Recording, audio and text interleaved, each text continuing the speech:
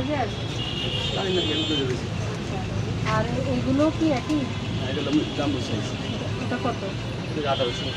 এই লাগানো তালিকা কোথায় আপনার? একদম সামনে। এখন পর্দা দিয়ে রাখছেন কি?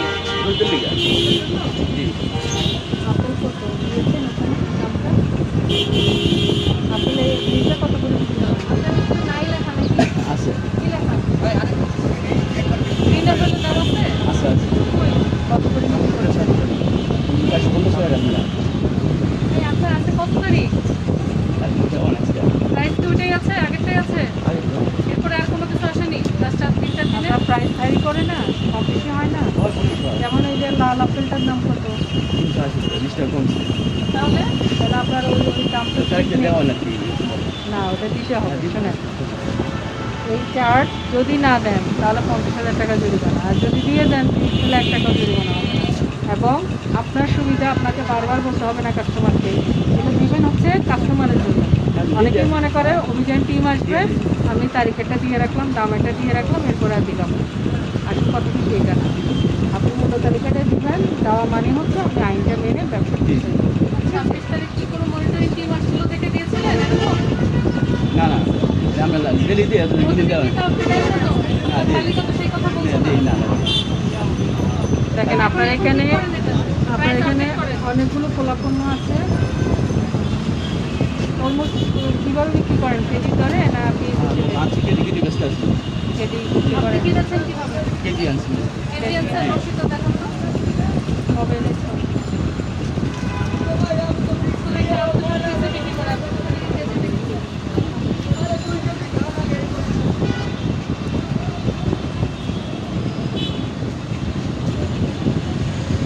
কবে কিনেছিলেন? আচ্ছা আমি হলো পশু দিই।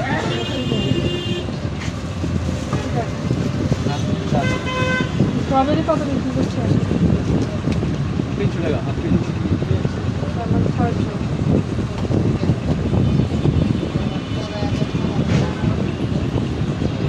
আছে আসলে?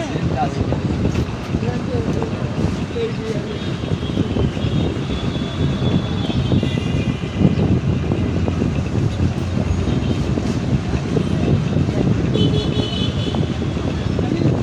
আপনার এখানে পাকিস্তানি রুয়াকি আছে?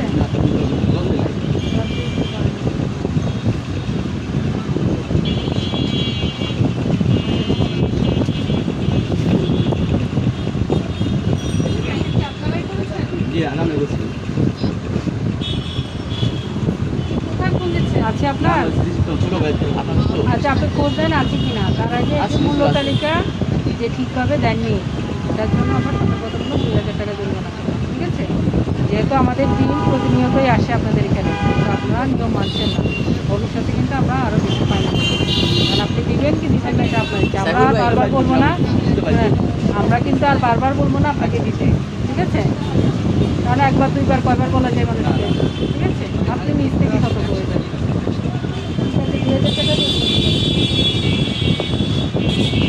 আর এই যেটা আছে কিনা দেখেন।